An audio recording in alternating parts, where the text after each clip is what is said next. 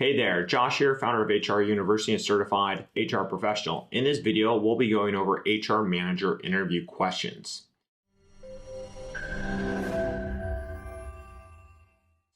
Now, you need to make sure that your skills are a good match to the position and that your CV can actually catch the hiring manager's attention.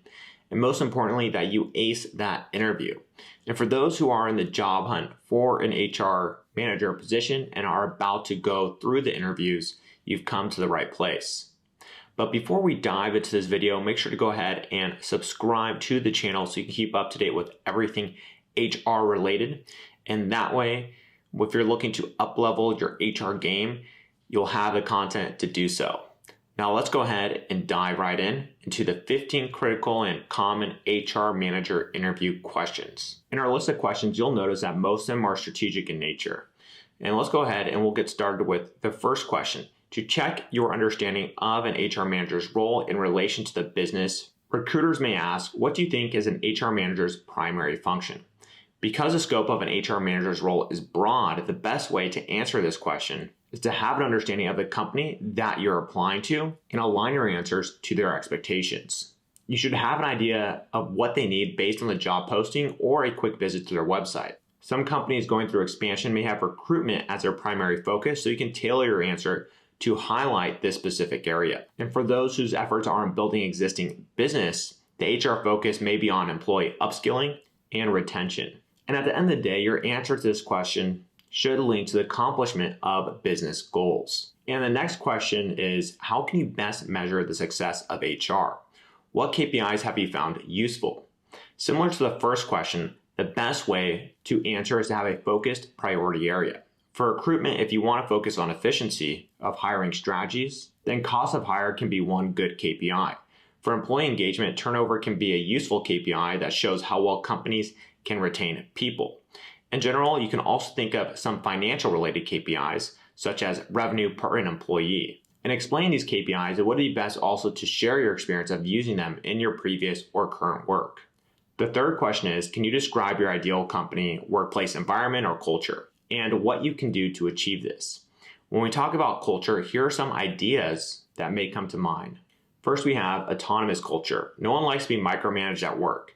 An autonomous culture is where one is given the freedom to make decisions at work.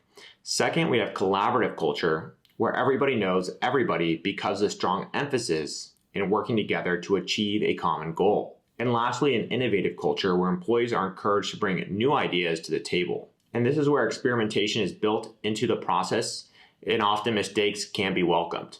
While there's no right or wrong answer for this question, it would be best if your ideal work culture is aligned with what the company has at the moment or what they want to achieve in the future. I'm sure that before sending your application that you've done this research already about the company and that your values align with theirs. It's best to highlight these similar values as well so that you are more familiar and comfortable talking about them during the interview question process. And the next question is, have you ever proposed a project which was declined by the management because of costs? And how did you handle this? Let's face it, when a mandate to cut down costs has been set, the first unit in the company that management will look at is often HR. HR activities are not without cost though. Every move we do has a cost to the business. And so the situation is not surprising. And if you haven't experienced this yet, you can say so, but you can also answer it by changing the question to, what will you do if you are faced with this situation? So this question is meant to test your negotiation skills and business skills. And it can also test how determined you are in pushing for projects. Cost and benefit analysis and ROI computation are effective tools in convincing management of a project's value. You can focus on these concepts when answering this question. The next couple of questions are more operational in nature. Our fifth question is related to recruitment. What are your thoughts about internal and external hiring? And which do you think is a better recruitment strategy? In answering this question, it is a must that you have an idea on the pros and cons of both internal and external hiring strategy. And let me give you some ideas here. Internal hiring is more cost efficient as compared to external hiring. However, it also somehow blocks new perspectives from coming from new people. On the other hand, external hiring may require less skills training because you can always set certain selection criteria. However, though, culture alignment is not easy to qualify at the onset, and internal hiring reduces the risk of culture fit issues. Now, the next part of this question is the tricky part, which is a better recruitment strategy. The answer is it depends. It depends on the priority of the company and the amount of resources that they have. You may answer this question from the perspective of your current or previous company so that you can share relevant examples. And the more tangible you can make your examples, the more impact that you can show from them, the more likely that you'll get the job. The next two questions are related to training. What do you think of blended learning? Please share your experience in implementing a blended learning program. This is a hot topic given that hybrid workplaces are going to be the way that we work for the foreseeable future. You can give your own opinion here. For me, though, I honestly think that blended learning is a must in every organization who wants to thrive in this new way of working. We must use the power of different online and electronic platforms, such as the use of an LMS, video conferencing tools such as Zoom, MS Teams, Google Meet, and more, to push for learning within the organization. And if you have experience in implementing one, this is your time to share and be proud of how you implemented it.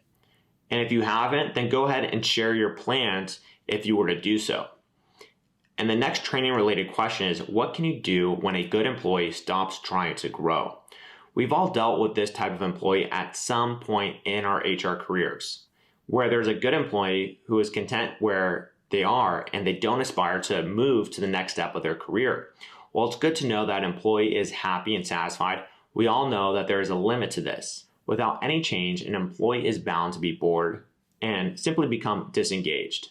So here are two options that we can explore doing. The first here is you can try offering a stretched assignment. In coordination with their immediate supervisor, you can challenge this employee to do more and grow more. And second here is assign them some special projects, which require new skills that they need to learn. And maybe there's an interest that the employee has not yet explored that you can help push them in and guide them into. The next question here is about performance management. What is your view about performance management reviews? Companies such as Google and Adobe have removed formal performance management reviews. So do you think this is still essential? This is another controversial topic and does not have a right or wrong answer. The way to answer this question is to share your thoughts on the following. First, what is the purpose of performance management reviews? Second, if you think it is essential, how can these reviews be conducted effectively?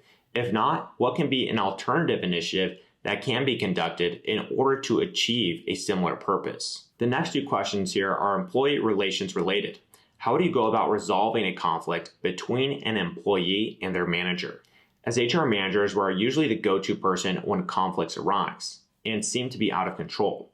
The key in answering this question is to highlight your ability to investigate by asking the right questions, to be fair by listening to both parties, and to be objective by detaching from your biases and following company rules. As with other questions, it would be best if you can share an experience that can show these abilities with the recruiter or hiring manager. Our 10th question is, have you ever terminated an employee? And how did you handle it? One of the toughest jobs of an HR manager is letting go of an employee. The question aims to test how you handle tough situations. Regardless of the reason why an employee was terminated, HR managers should adhere to the highest level of professionalism in handling this, both for the sake of the employee and the company. Planning ahead is important, and it's crucial to stick with the facts and be concise. And last year, thank and wish the employee well. We don't want to harbor any negative feelings or emotions for the companies and our own sake. And our next question here is about benefits. What employee benefits do you think are best at driving retention and satisfaction? And there are several employee benefits that companies have introduced in order to retain employees. And if you have implemented one before and you can share exactly how it helped increase retention, that would be great. And it's a huge bonus. If not, you can take a look at different benefits that companies are implementing now and see which ones are popular, which ones are trending, and which ones have a significant impact. And some on the top of mind are health and life insurance benefits, additional leave benefits, financial wellness programs, and there's much more like tuition assistance. The key is to explain why you think this is best at driving retention. And if you could provide numbers to justify, it would be even better. The last few questions are administrative in nature. How do you keep up with employment law? This is a basic yet important question because as an HR manager, you must be aware of the changes in labor and employment laws. Some good answers can be by subscribing to employment law bulletins, newsletters, and joining various HR organizations such as SHRM and HR University, which can notify you of changes, and last, by proactively joining conferences on a regular basis that have speakers who are talking about how to adjust to different laws that are coming out about employment. And another interesting and tricky question that recruiters sometimes ask is, has there been a time when you had to do something that went against the company's policy? And here you want to share your experience. And again, there's no right or wrong answer to this question. You can say no and share your reason why. By saying no, you can highlight how you respect the rules of the company first and foremost. You can also say that you want to set an example to the rest of our organization by sticking to the company rules. Meanwhile, you can also say yes, but you have to ensure that you can give a good reason as to why. Sometimes company policies are outdated and we only realize it because of a certain situation that comes up and that requires us to refer to these policies.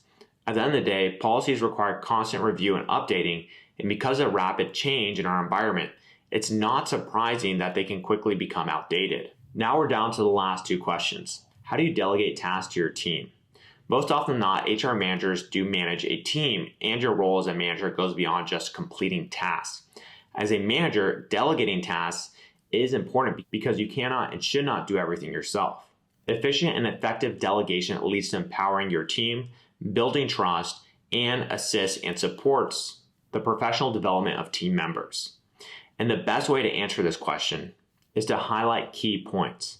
First, communication. You want to communicate properly and provide clear instructions on what you want your people to do. Next, you want to provide them with resources. This means they may need to access certain company information to get the job done. So it's your duty to assist them in getting all these resources. Last year, once work has been submitted, provide feedback and coach them for further improvement. And here we are. The last question is, what do you see as a major event, trend, or change that will go ahead and change human resources within the next 5 years? HR managers are expected to think beyond the current situation to always have the foresight of what is next and upcoming. As with employment laws, we should always be updated with the rest of the areas within HR that may change because of external factors. So for example, will AI affect how we work? Data science has been a trending topic for a while now. How do you think it can help HR? And will robots dominate the workplace soon? These are just some interesting topics which you can research on so that you can share and ultimately wow the recruiter or hiring manager with how you think about HR and how interested you are in the topic. And there we have it. I hope in this video that you gained some valuable tips for your interview process and then go ahead and ace that interview. And if you enjoyed the video, make sure to go ahead and like the video and subscribe to the channel. And that way you can keep up to date with everything human resources. And I wish you the best of luck in your career moving forward. Cheers.